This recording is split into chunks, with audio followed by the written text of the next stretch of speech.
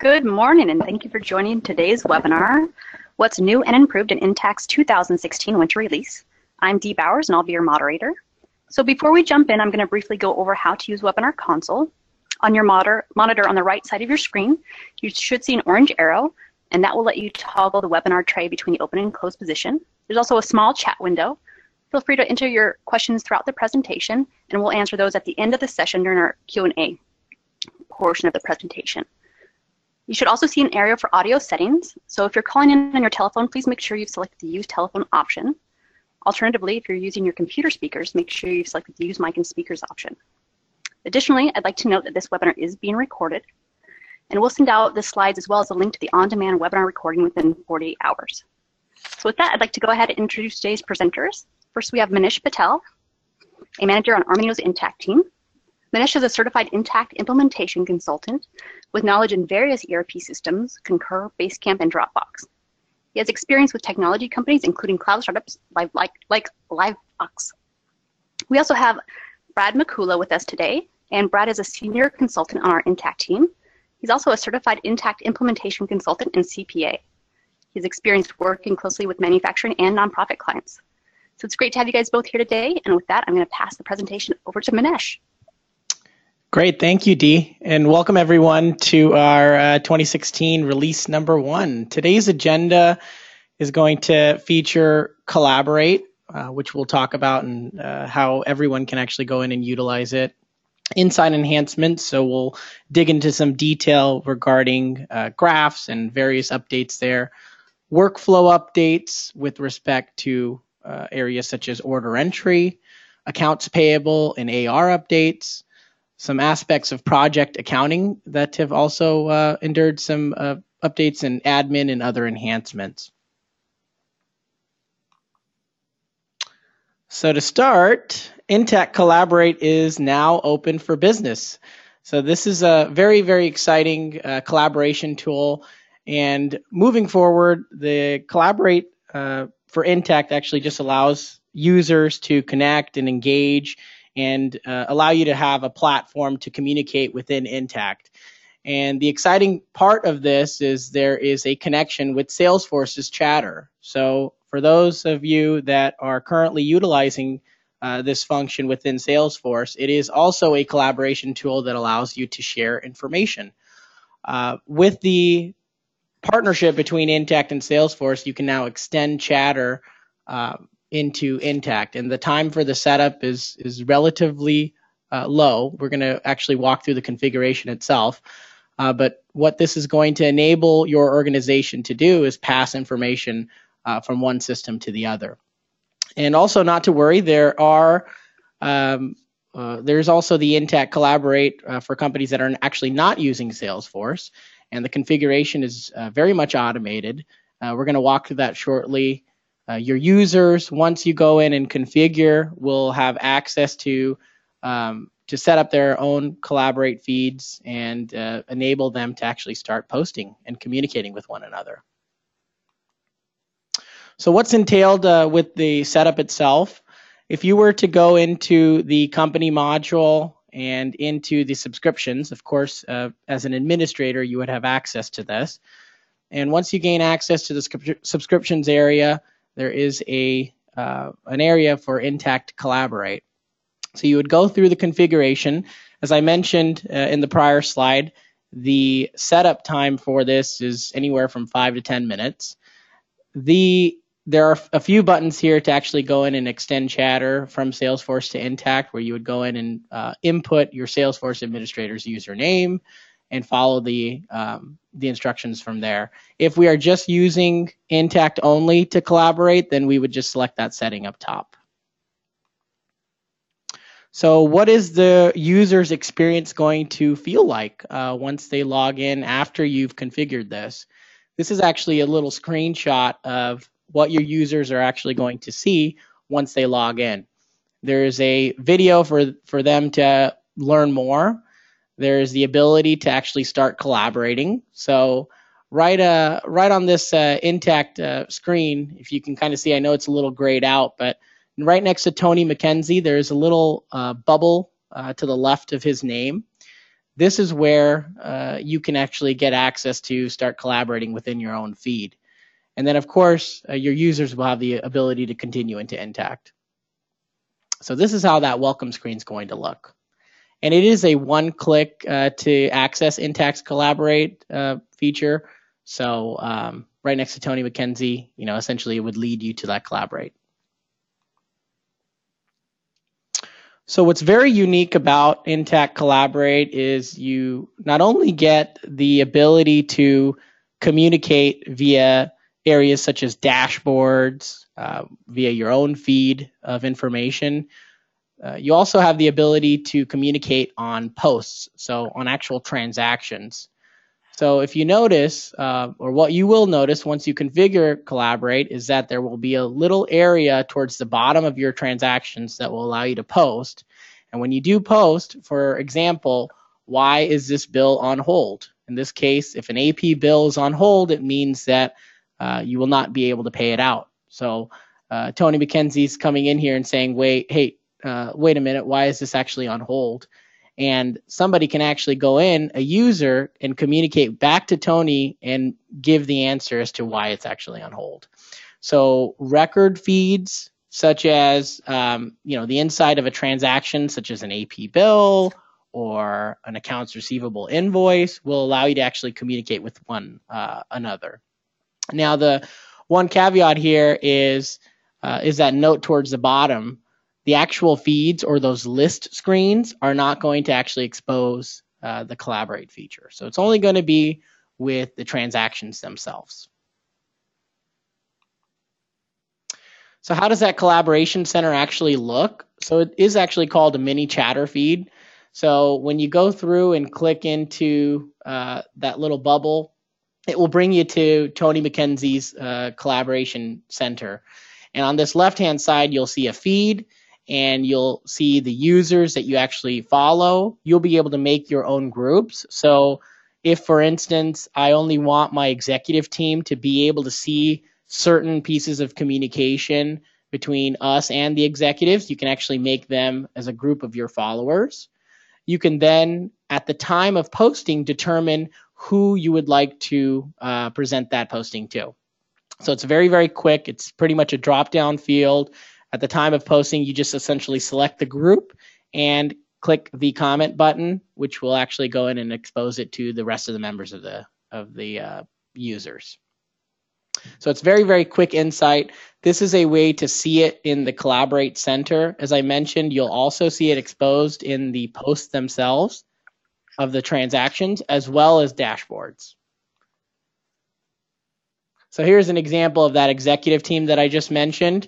You can make a private group. Of course, as you know, we're collaborating amongst the organization, and the organization can be in varying sizes. So in this case, we input an example of showing the executive team, showing that only the folks in the executive team will be able to see those posts. And adding and editing groups is very, very simple to do.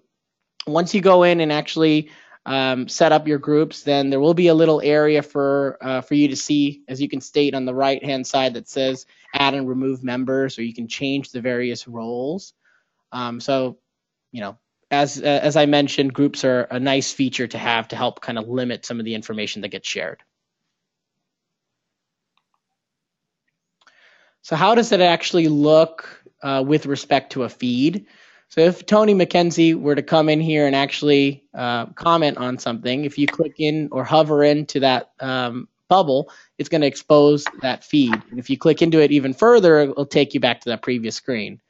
The nice area that this relates to, and we plopped on a dashboard here, is because you can actually expose the Collaborate function as a component in your dashboards.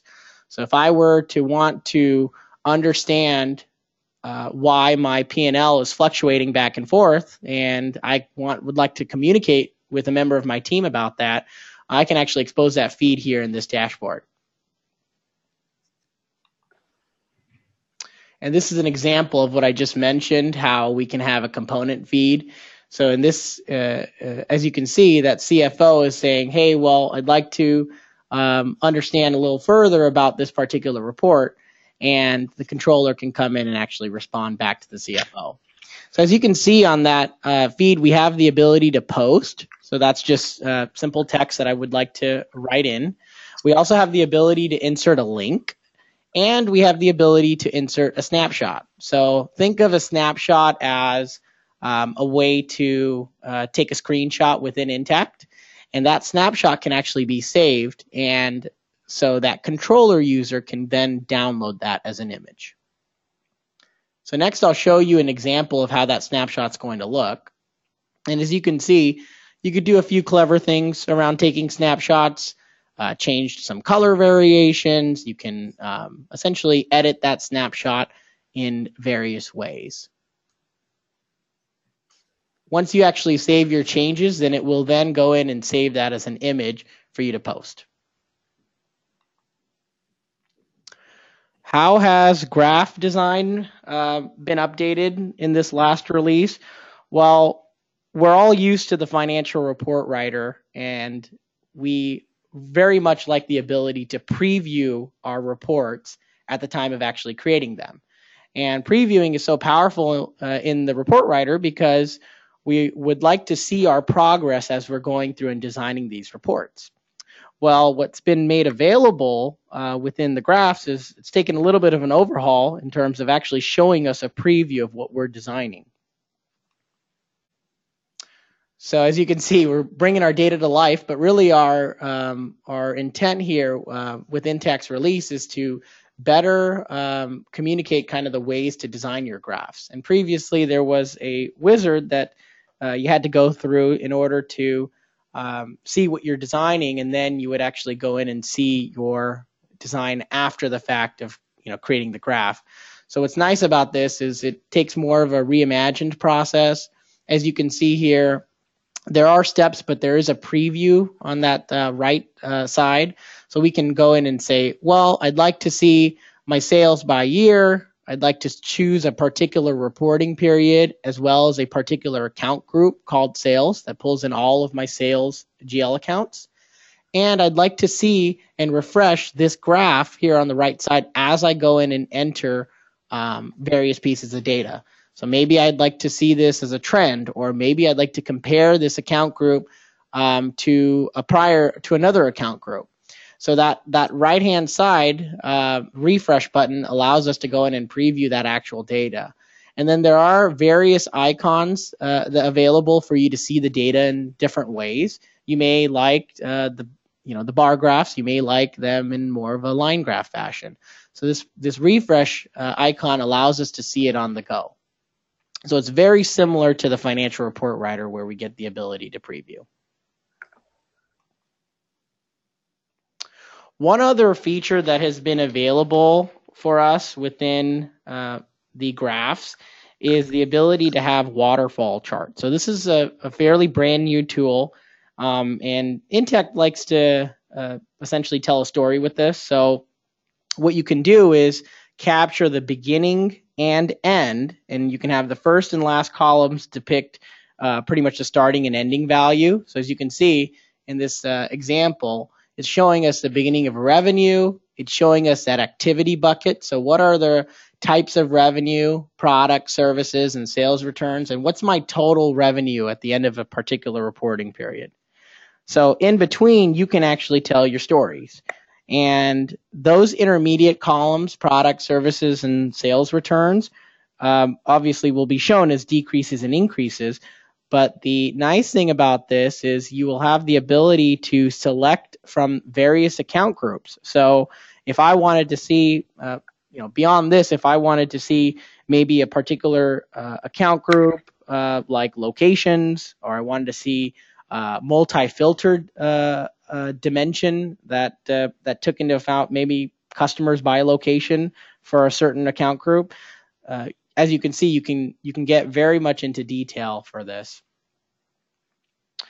And once you create this waterfall chart, you'll have the ability to get it into more of an HTML format. So I've had clients that are already starting to utilize this in their dashboard. So it is an available feature to plop on a dashboard as well, similar to what Collaborate does.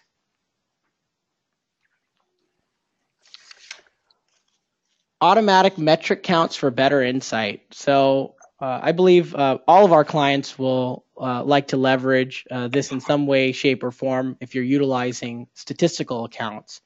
And one of the challenges that we've had is that a lot of the statistical accounts, such as employee headcount or customer count, those are all areas that typically the users would have to manage through statistical journal entries within the statistical journal.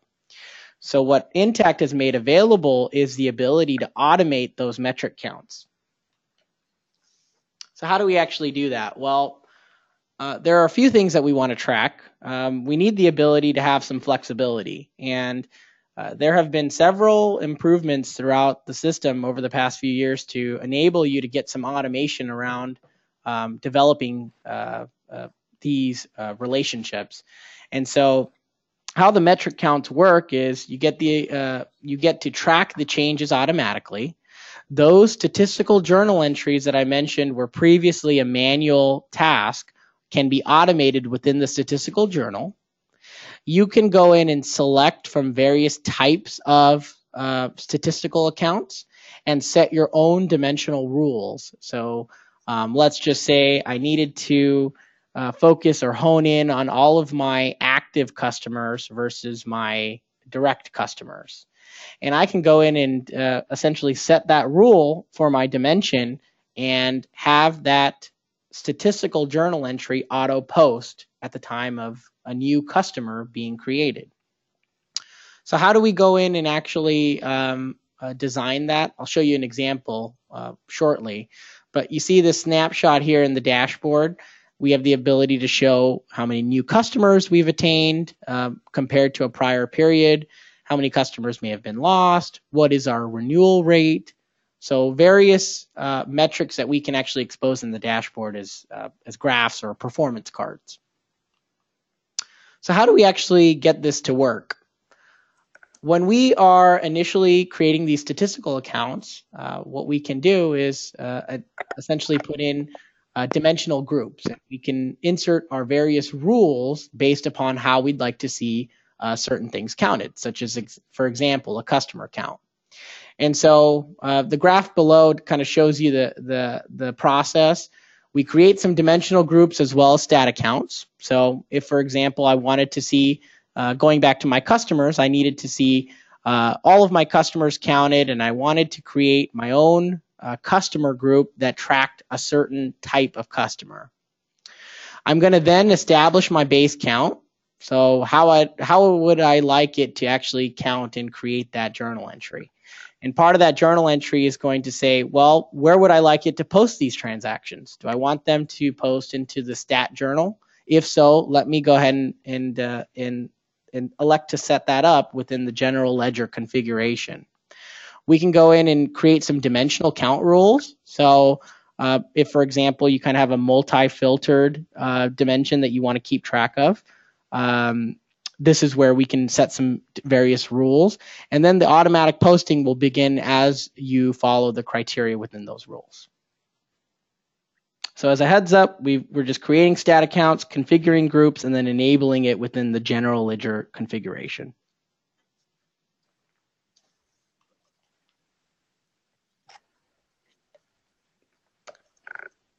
Workflow management inside of Intacct. Yes, thank you, Manesh. So the next section will be for those of you who are using the order entry, purchasing, and/or inventory modules. I'd like to give a quick recap on the previous releases. The enhancements to the transaction definitions in the past have been focused on making them easier to use, providing additional validations and other features such as security, importing data and reporting functionality. This new release is focusing on finding ways to allow customers to create fewer transaction definitions. So what do I mean by creating fewer transaction definitions? So for example, customers are having to create specific transaction definitions for each entity because they do not have the ability to override specific fields. This newest release is now giving you the ability to create one transaction definition and override certain fields which I will cover here in the next few slides. Yeah, thanks, Brad. And I think just to add here, this is nice to be able to kind of make some security around our transaction definition. So previously, instead of having our users skip any kind of workflow type situations, we can say, well, at the time of actually creating the sales invoice, we can't go in and create a new sales invoice. We need to convert that from a sales order, or we need to convert that from an activation. So what's nice is Intacct is putting in rules in place for these workflows, especially with relation to that top level or entity. It's always a challenge determining where we're inputting our transactions. Are they going to be inside an entity so that we are limited to that particular entity or location? Or will we be crossing various entities and be performing those transactions at the top? So here we can essentially just put in policies in place to standardize the process. Thanks, Brad. Yeah, thanks, Manesh. So a couple call outs here. The create policy, this was actually a feature from the previous release. However, as Manesh mentioned, this is giving you the ability to restrict how a specific transaction definition can be created. So for example, if we have a workflow where you have a sales order and you can convert that to a sales invoice, you can restrict and require that the sales invoice can only be converted from the sales order. So you would have the ability to choose convert only, or if you would like the ability to have the invoice be able to be generated without converting it from that sales order, you would also have that ability. As far as the new feature for this latest release, the create transactions in, so you have the ability to create the transaction definition at the top, entity, or both levels. There are pros and cons to creating the transaction definitions at the top versus entity level. However, I was mentioning this to Manesh, we could spend an hour on the different business cases of why we would want to create the definitions at the top versus the entity level. So I will just leave it at, you're going to have the most flexibility if you create those at the top level, but obviously there will be business cases where you will need or want to create those transaction definitions at the entity level.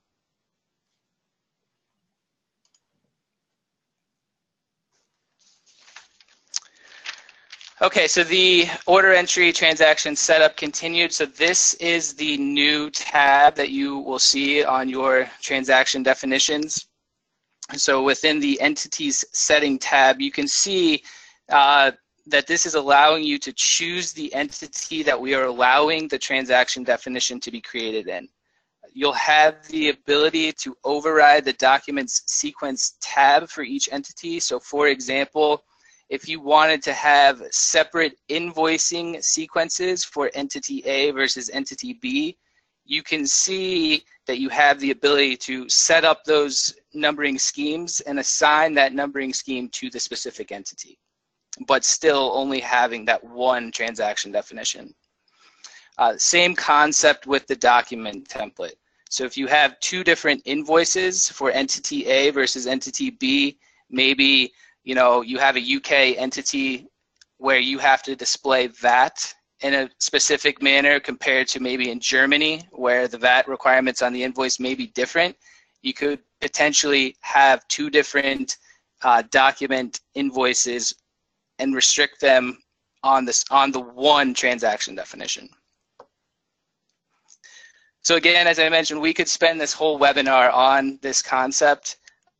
If you do have additional questions regarding this topic, you can ask those questions at the end of the presentation or follow up with us later.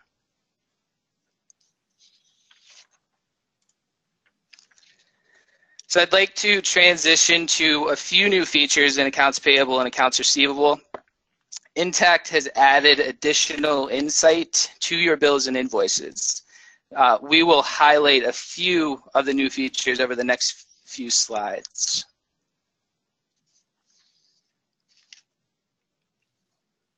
So when you view transactions, whether it's an invoice or an AP bill, you can now see how many days overdue it is or how many days until it becomes due. So you can see in the screenshot at the bottom, the invoice is overdue by 39 days.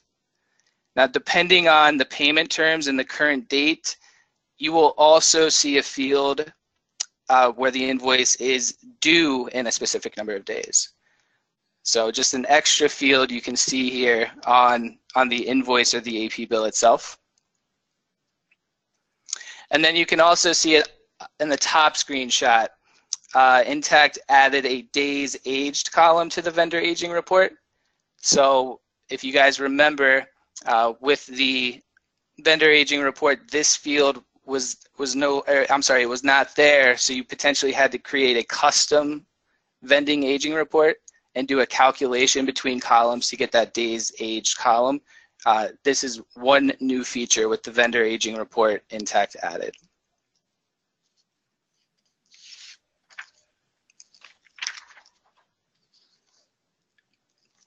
As far as AP and AR reports, I know in the past I have run aging reports and have wondered which data criteria I use for filtering. But now you can see that Intacct is displaying the date filtered right on the HTML report. The following reports: the vendor and customer aging reports, the vendor and customer aging graphs, as well as your AP and AR ledger reports. So if you remember, in the vendor aging filter screen, you could filter it based on the due date, posting date, or bill date. Well, now it's going to tell you which date you filtered it on.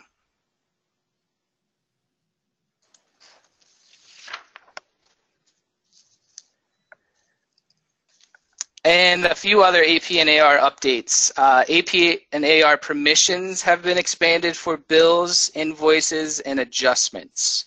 So you now have the ability to post permissions within AP and AR permissions. Excuse me, permissions. So for example, let's say you have a workflow where you want one of your users to create a bill.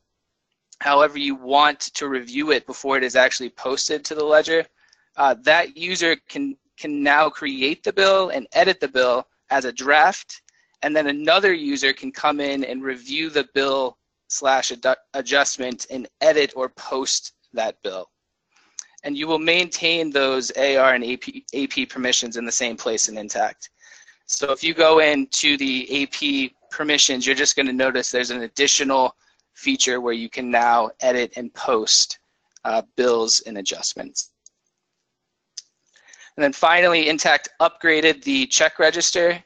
So if you can see this on the screen, you can see that they added a column method. So it's going to display whether you paid via a check, ACH, record transfer, or cash. And then you can also see that they reorganized the columns on the check register. So you can see the bill date and bill number are now together, which is going to provide easier scanning of this register. So these are a few of the AP and AR updates I wanted to cover. I will now turn it over to Manesh to discuss project accounting timesheet improvements. Great, thank you, Brad. So with respect to projects, we're seeing a trend that Intacct is coming in and making various updates through the past few quarters in terms of how the projects module works, especially with respect to how users interact with the projects module.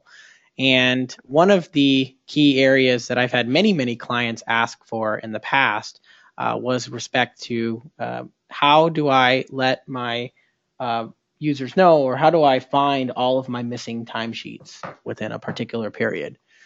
So within the projects, we have the ability to click on Manage Timesheets, and there is a view in the Manage Timesheets area that allows us to select from a status now. So this is a drop-down field that we included here on this right-hand side that shows all of my timesheets that have not been submitted yet. Maybe I'd like to see all of my users that are missing particular timesheets. So what we can do is search for these missing timesheets within a specific period, and that new filter is now available in the Manage Timesheet screen. The other key improvement that has been made was with respect to timesheets is the reminder emails.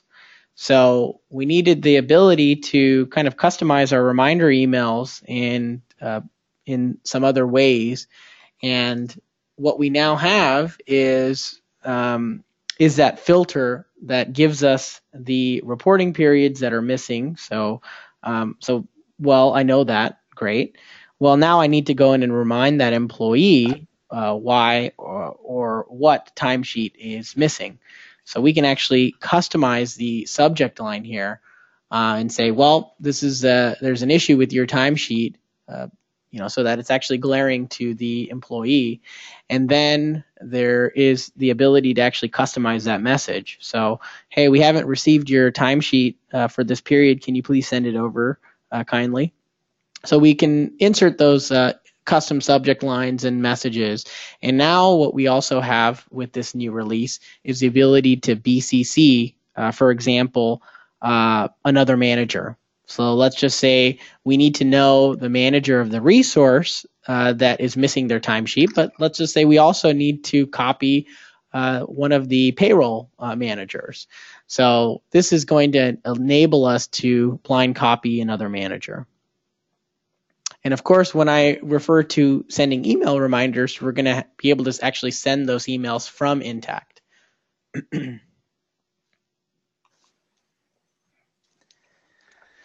All right, thank you, Manesh. So I'd like to walk through a few of the administration upgrades and changes.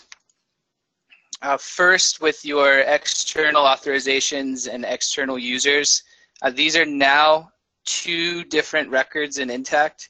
So you'll notice if you hover over the company module, you'll notice there are 2 different sections here, external users and external authorization.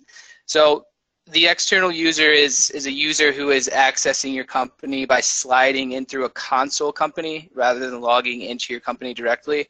So if you are, and probably most of you are, on our Armanino VAR, this would be an example of where Manesh and I can slide in through the Armanino VAR to your Intacct environment.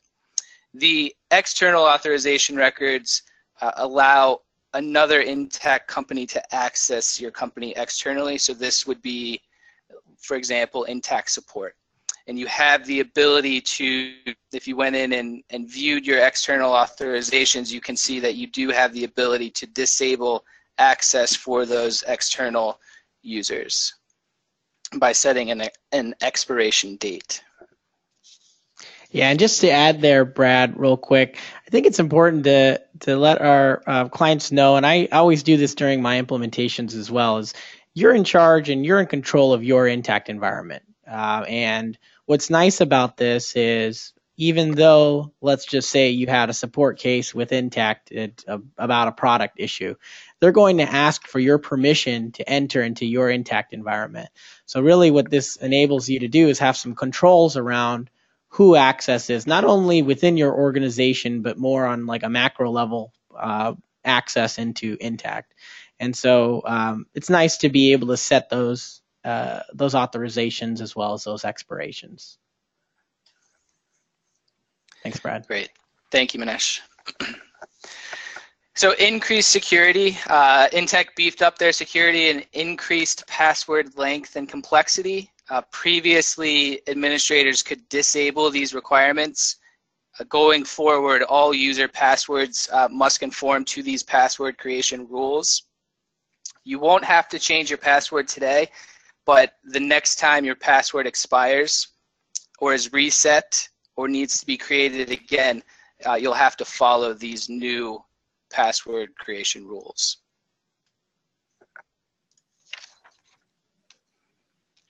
And finally, Intacct is supporting Internet Explorer, Firefox, Chrome, and Safari web browsers, and supports all of the operating systems that run these browsers. As new browser versions are supported, older ones may be dropped from support. You can go to the Intacct system and browser requirements to view which browser versions Intacct supports and where appropriate, if any, additional requirements for using these browsers are within Intacct. So I'll turn it over to Manesh to discuss our final topic, other enhancements. Great, thank you, Brad.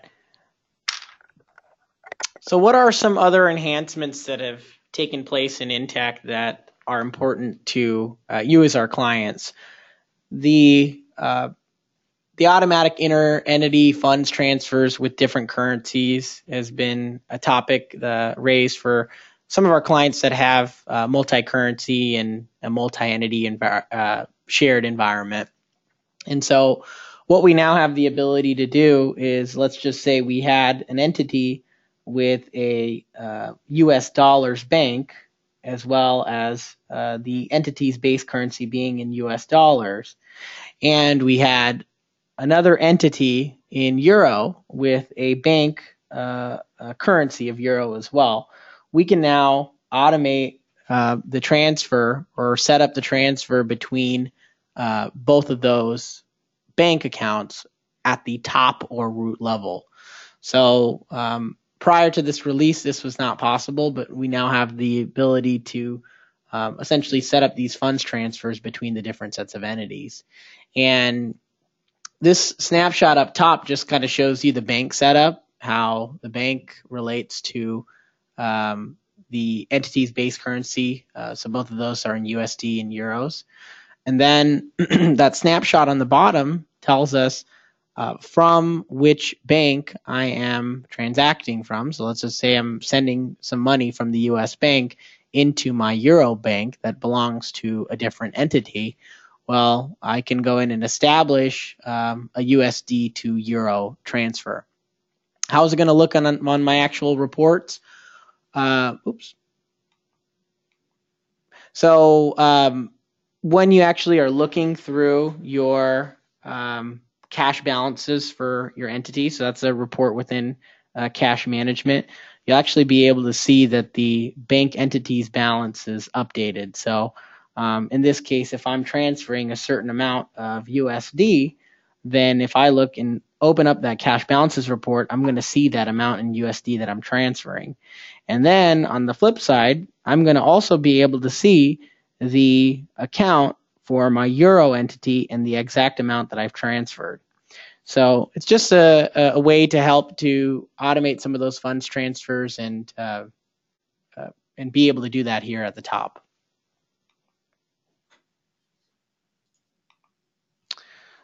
What's another area that has been updated with this last release, or this release in general, is the ability to reconcile using the auto matching feature. So prior to selecting or enabling the auto match, and just to kind of step back a little bit, we have a few different modes to choose from when we're reconciling our bank accounts. We've got the manual, which essentially means that we have a statement in front of us and we're checking off the transactions per the bank and matching them with the transactions per the book. We have the auto match with review, so the ability to go in and select a transactions file that comes from your bank, get it into an Intacct CSV importable file, and then validate which of the transactions or the checks, for example, by amount and check number will match the balances per the bank to the balances per the book. And then we've also got the auto match reconciliation mode. So the nice thing about this is when we've got auto match or auto match with review, we want to be able to select how we actually validate that matching. So prior to this release, it was essentially about behind the scenes, the check number and check amount. Well, now we can actually select how we want that validation to happen. So I'd like to say document number and amount for how to validate my deposits on that left side. And the right side, I'd like to validate my checks by document number and amount. So we can actually select this at the time of performing our bank reconciliation. The other area for enhancements is the ability to have trial balances that you'd like to report off of that expose the statistical accounts. So prior to this release, the trial balance is, of course, going to have our standard accounts, GL accounts that are exposed that we can view and see the beginning balances, see the buckets of activity, and then see those ending balances. Well, there is now a filterable field that's going to allow us to include those statistical accounts, exclude those statistical accounts, or maybe just show only statistical accounts. So it's nice to be able to see that bucket of activity and be able to drill in. And remember, when I'm referring to trial balance, this is a drill down capable report. So if I had a bunch of activity, especially in some of my prior slides where I talked about automating some of those metric counts, if I had a lot of activity happening within these statistical accounts, I want the ability to drill down from the trial balance into the general ledger report, and even from the general ledger report, drill down into the actual transaction itself. So what's nice is this trial balance will expose those statistical accounts instead of us having to expose them in a typical financial report or even a custom report. It's nice to be able to see this in one of the out-of-the-box reports and drill down from it, from the trial balance all the way to the transaction. So in conclusion, we walked through some areas around how this release took place. Collaborate was a big feature, and definitely something that I think many of our clients would like to utilize, especially with respect to helping your users start to communicate with one another inside of Intacct. Various enhancements with respect to graphs. So if you're designing a graph or you need kind of more assistance in designing that, it's definitely something of a nice feature to have that preview available so you can see on the go, similar to the experience that you have with the financial report writer. As Brad talked us through the workflow updates, definitely another area that gave us the ability to create a policy around how we handle our transactions and give us more of a unified workflow. I need this entity to have this particular document sequencing number for my sales invoices versus another entity. Various AP and AR updates. Brad had mentioned that many of our clients are trying to create those calculated columns to get those days aged. Definitely something that I get all the time with our clients as well. It's nice to see an out-of-the-box report that shows those days aged so you don't actually have to go in and calculate it yourself. Project accounting, as we referred to with those missing timesheets, definitely something that is enabling more user functions, more so than kind of the admin functions. And then, of course, the administration. The big call out here is the passwords. Intacct is on the cloud, so we do want to make sure that we adhere to kind of the strict password requirements rules. And the other call out is we used to always tell our clients about the browsers and which browsers worked and which browsers did not work. Well, it's nice to be able to have the ability to use Intacct within all of the available browsers, especially with a cloud platform like it is. And then our other enhancements, we talked through some of those, but really kind of dig into some of those release notes. You can access these release notes as well that we just walked through at the home page. So when you log into Intacct, if you scroll all the way to the bottom, there is an area for you to see those release notes. Also, if you're transacting or creating a new report or using the graph, typically Intacct will come up with a little pop-up that says, hey, have you looked at this from the last release? So definitely good to spend a few minutes to kind of walk through some of that.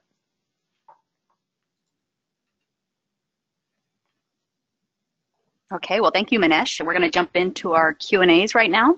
So we've had a few questions come in.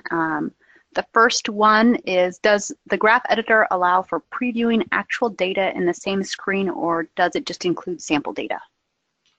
Good question, Dee. So actually that graph, typically you would want to preview your own data, so actual data as you're going through it. And if I were to go in and select a particular set of account groups and I want to compare to another reporting period, well, I want to see that it's actually my data that's being represented. So it is going to be your actual data. It'll work really similarly to that financial report writer, so it's not going to have some kind of sample that's not going to be that relevant. So yes, it will be your actual data that's going to kind of allow you to preview and make additions moving forward.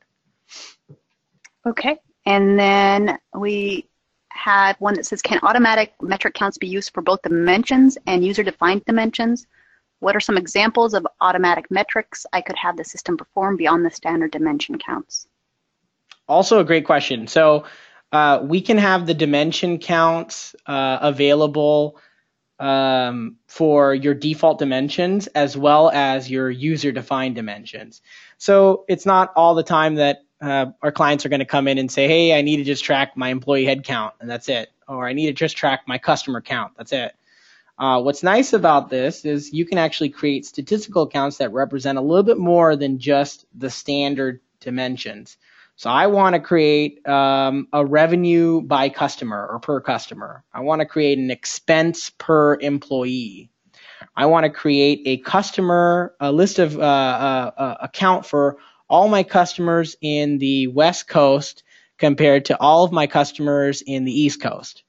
So you can actually make multi-filtered dimensions. So they don't always have to be single dimensions that you're counting, because obviously that can get pretty simple. But maybe you like to provide additional filters there and essentially report off of them.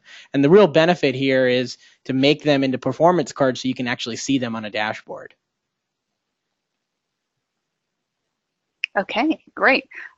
So just a few more here. How do you customize the intermediary columns? Is it just the account groups or is it customizable? So it is just going to be the account groups. I saw that there, John. It's going to just be the account groups. However, you can actually create your own account groups. You can name it, for example, raise. I'm trying to calculate, customer revenue by customer. And in the account groups creation, there's going to be a little area towards the bottom that's going to allow you to start doing some filters. And so you can actually make a set of custom account groups just for your automated stat counts. And so I think getting back to your answer about those intermediary columns, they kind of relate to those waterfall charts. And this kind of brings us back to account groups. Those waterfall charts essentially function off of all of those account groups that are exposed, kind of the standard account groups. And as well, you can expose all of your custom account groups. So yes, it is just your account groups. You do have multiple abilities to create your own account groups and do some dimensional filtering if you wanted to. Okay, and then another one. So for the auto match on bank recs, will the ability to match using the memo be coming in the future? That is a good question. We'll take that one, Brad, we'll take that one offline and see in the Intacct knowledge base whether the memo is coming up in the future. Actually, John, again, thanks for asking that question. I had a client the other day ask me if I have journal entries that go and hit my credit card payable account, I want to obviously reconcile those charge card transactions in Intacct. And so what we found is that payee, let's just say I had a bunch of vendors that were tagged to my journal entries, that payee actually doesn't expose the vendors. So the memo of that, of all those transactions does get exposed in the charge card reconciliations. So I believe the memo is coming up, but this is a fairly recent question. We'll have to check the knowledge base and determine whether it is something that people are actually voting on. But definitely something we'll take note of and get back to you on.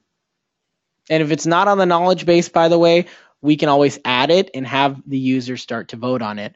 With any of these releases, Intacct does listen to the users, especially those missing timesheets, for example. That was definitely something that clients have always been asking for. So with that said, definitely something that we'll look further into. Okay, great. I think that wraps up our Q&A. So in the meantime, if you have any more specific questions, feel free to reach out to Manesh or Brad directly. Their information is up on the screen right now, or just send an email to us and follow up to the recording and link that we send out.